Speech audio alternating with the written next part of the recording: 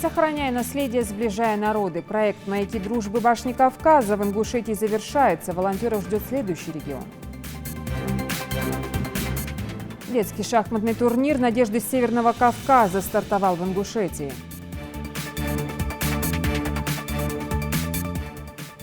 В государственном унитарном предприятии «Хашагульгов» собирают урожай картофеля.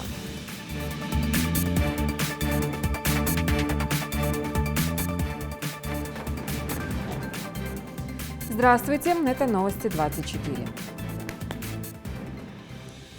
Сегодня в Пятигорске стартует молодежный форум «Машук-2017». В нем принимают участие 2000 молодых активистов, в том числе 150 из Ингушетии.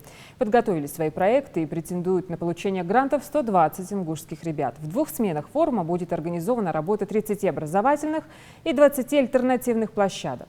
На Машук приехали авторы проектов и команды численностью до 5 человек, участники которых могут представить один общий проект или несколько идей. Организаторы планируют каждый день встречи участников форума с 2-3 VIP-гостями. Это будут олимпийцы, политики и другие звезды, рекордсмены книги рекордов Гиннесса. Они расскажут участникам Машука о своей истории успеха, примут участие в панельных дискуссиях, проведут мастер-классы.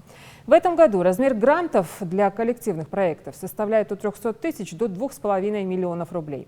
Нововведением 8-го Машука станут так называемые ярмарки проектов. На них представят проекты, которые были реализованы обладателями грантов прошлых лет. Торжественное открытие запланировано на завтра. Рагда Ханиева выиграла 3 миллиона рублей в шоу «Победитель». Финал самого непредсказуемого вокального конкурса состоялся накануне на Первом канале. Последний выпуск стал особенно эмоциональным. Организаторы проекта решили еще больше пощекотать нервы финалистам. Дмитрий Нагиев объявил о незначительном изменении в правилах. Акапельной группе «Инвойс» и 15-летней Рагде Ханиевой за шаг до победы ведущий предложил забрать 1,5 миллиона и покинуть шоу, не дожидаясь голосования экспертов. Однако и парни из «Инвойс», и Рагда от такой возможности отказались. В результате голосования главный приз достался нашей землячке. Напомню, Рагда известна зрителям Первого канала по первому сезону шоу «Голос дети». Там она стала финалисткой.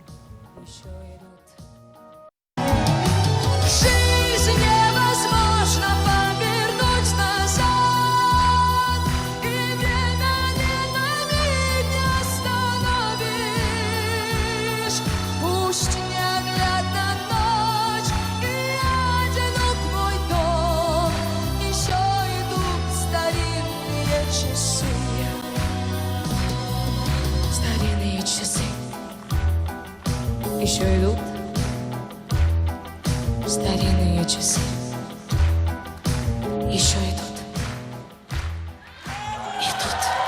А сейчас я прошу показать, как конкретно распределились в финале сезона голоса 101 эксперта.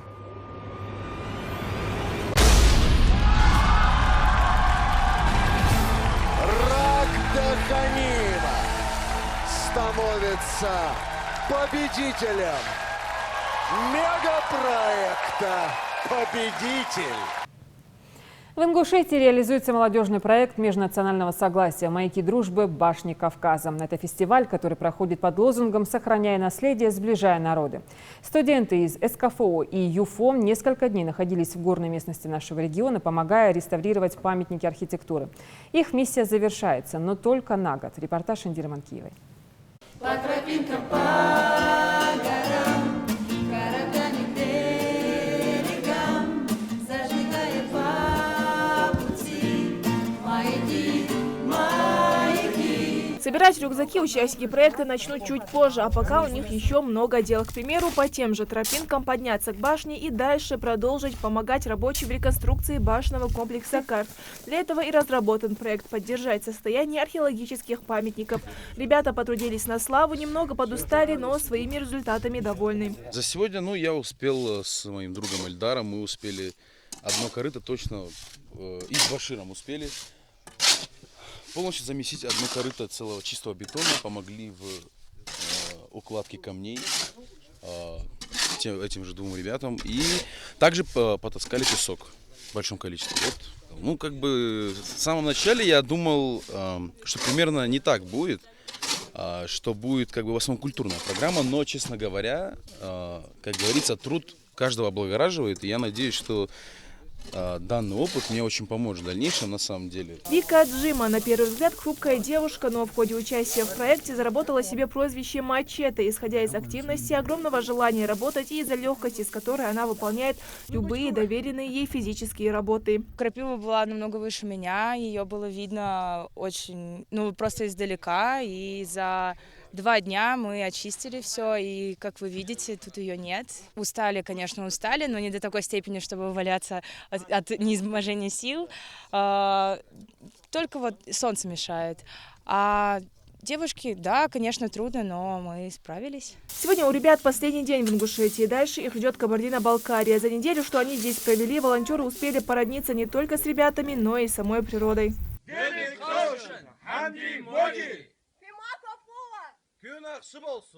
Добрый день! Спасибо тебе, Ингушетия! Кабардино-Балкария! Встречай своих орлов! «Маяки дружбы» — название проекта говорит само за себя. Подружить молодежь региона в России, всей страной, помочь народам сохранить историко-культурное наследие. Вот он, девиз проекта. В одиночку нам нельзя, потому что мы друзья.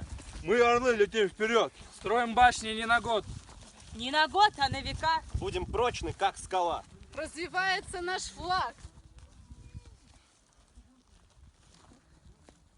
Вы не с нами? Также в рамках проекта в детском лагере для отдыхающих и волонтеров проходит акция, приуроченная к Году экологии. Члены Росприроднадзора рассказывают собравшимся о сфере своей деятельности, а у участников есть возможность задать интересующие их вопросы. Как работает передвижная лаборатория?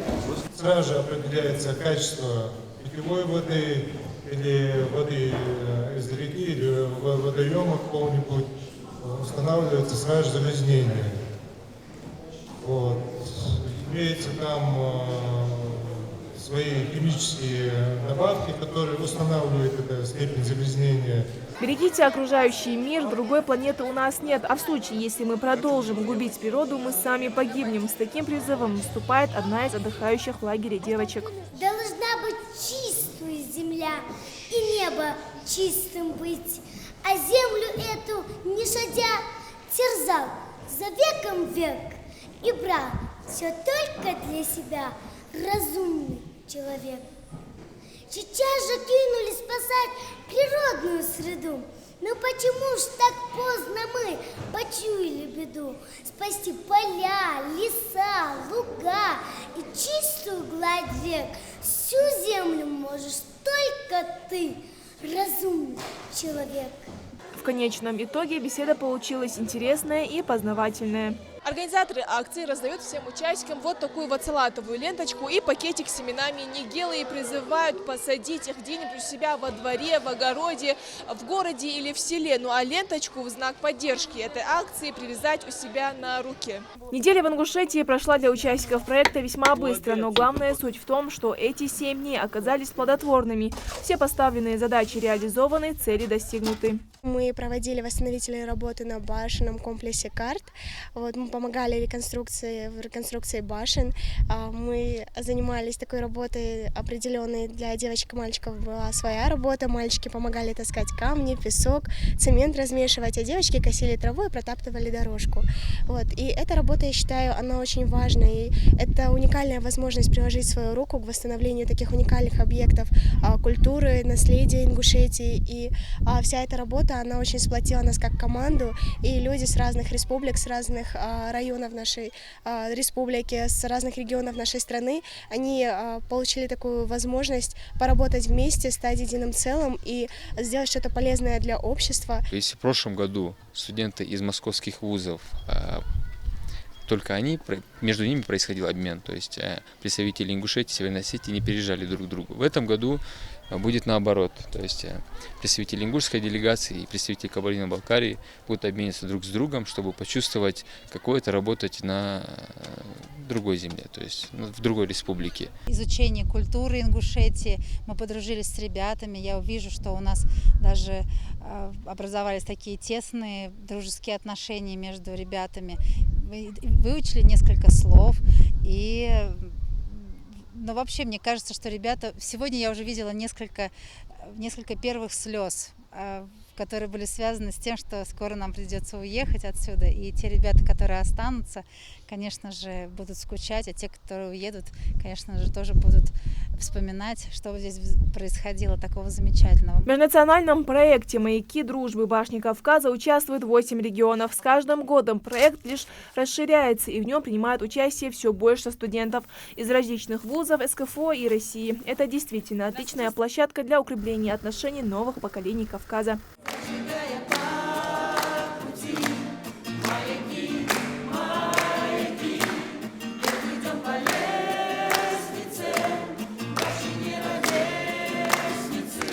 Индира Манкива, Рамзан Зурабов, Новости 24.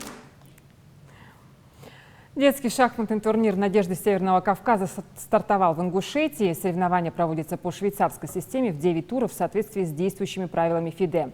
Главным судьей шахматного турнира выступает международный арбитр Артем Ахметов. Кроме того, сегодня проходит всероссийский шахматный турнир «Дорожная карта» среди филиалов Росреестра по субъектам страны. Игру приурочили к 25-летию региона. Репортаж Саида Куштова. Давид увлекается этой игрой 5 лет и не раз становился лучшим среди учащихся в своем регионе. Вначале это было просто хобби, но со временем шахматы заняли в его жизни особое место. Свое будущее, как и положено настоящему стратегу, спортсмен уже разыграл в уме. Он намерен стать одним из лучших гроссмейстеров. Чтобы обыграть противника, необходимо продумать красивую комбинацию. В памяти у соперников гениальные стратегические ходы лучших шахматных партий мира. Я начал атаковать на королевском фланге, и тогда там я сделал ловушку, ядовитая пешка называется. Он попался на эту ловушку, я там выиграл ладью. Ну, с выигрышем ладьи это уже, как правило, проиграно, и он сдался. В зале за своего сына болеет мать. Поединок двух умов оправдывает все ее ожидания. Отличник по математике и стратег в игре ставит мат своему сопернику. Как мама, наверное, довольна тем, что учит думать, логически думать. Если я сделаю этот шаг, а что за этим последует? Вот это для меня самое важное в шахматах. Любая ошибка в игре шахматистов в первую очередь бесценный опыт. В этой игре каждый ход может оказаться решающим. Неправильно переставив пешку с клетки c2 на c3, Ильяс отдает первое место своему оппоненту. Но опускать руки спортсмен не намерен. До финальной игры еще далеко. Я решил все равно побеждать дальше. Одно поражение – это не проигрыш. Можно победить дальше еще 8 партий и занять призовое место. Эта игра развивает ум и стремление к победе, учит терпению и внимательности. Мать Элеза не скрывает гордости за своего сына. Самое главное, что эти дети, они не болтаются где-то. Это помогает очень учебе, это помогает интеллект развивать детям. Дети, которые играют в шахматы, они смотрят далеко вперед. Соревнования проводятся в соответствии с планом физкультурных и спортивных мероприятий, проводимых в республике. Цель – развитие и популяризация шахматного спорта, пропаганда здорового образа жизни среди молодежи. В рамках фестиваля сегодня стартовал, первый тур идет уже детского турнира «Надежды Кавказа». Он турнир открытый, у нас играют ребята не только с Северного Кавказа, и с Москвы ребята.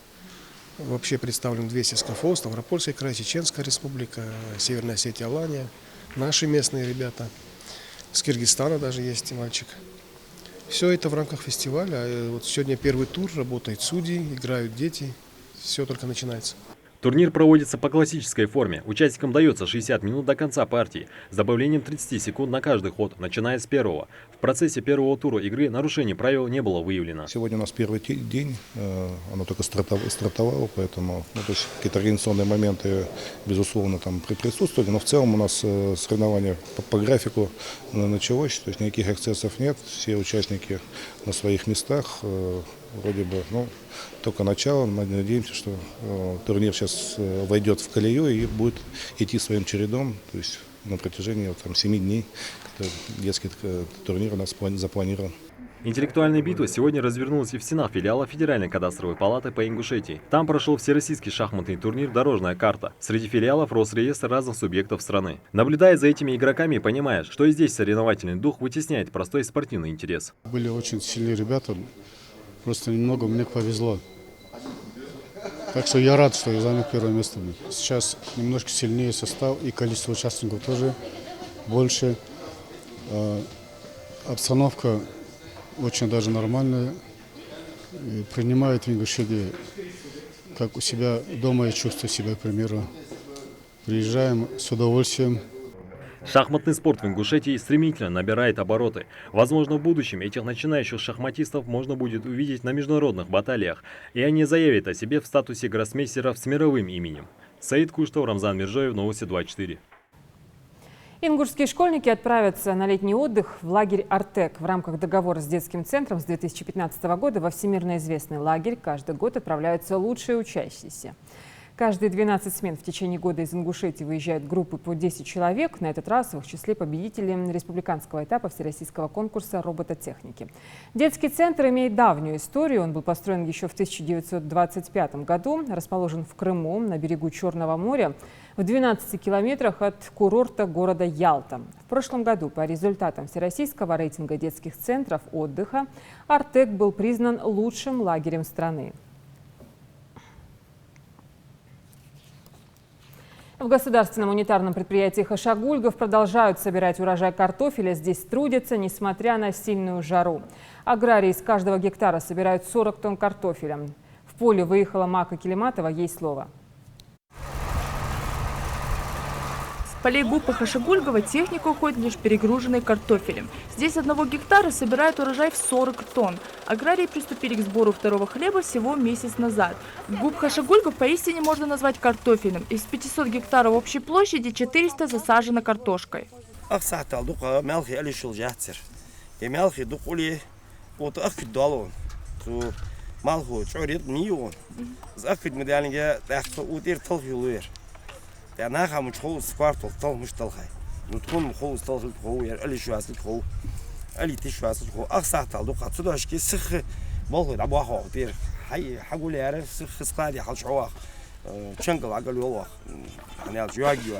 Такие знойные дни, когда столбик термометра достигает 40 градусов жары, бригада из 30 человек умудряется качественно проделать свою работу.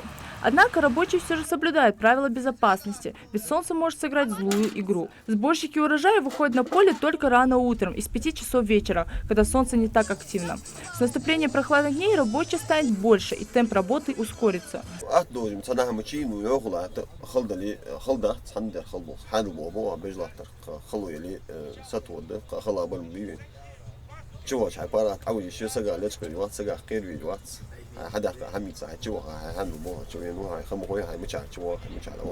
Предприятие вырастило на своих полях картофель наилучшего качества. Сорт Рока отлично приживается у нас в регионе и отличается большой урожайностью.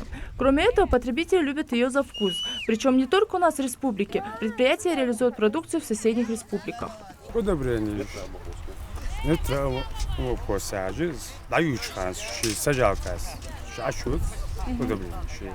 Кроме картофеля, предприятие взрастило кукурузу, огурцы, помидоры, морковь, дыню и арбузы. А сбор картофеля здесь закончат ближе к октябрю. В прошлом году общий объем урожая картофеля в ГУПе составил 1500 тонн. Аграрии надеются, что в этом году результат будет выше. Мака Келиматова, Залина Магушкова, Тимур Карахоев. Новости 24. Следите за новостями на канале Ингушетия и до встречи в эфире.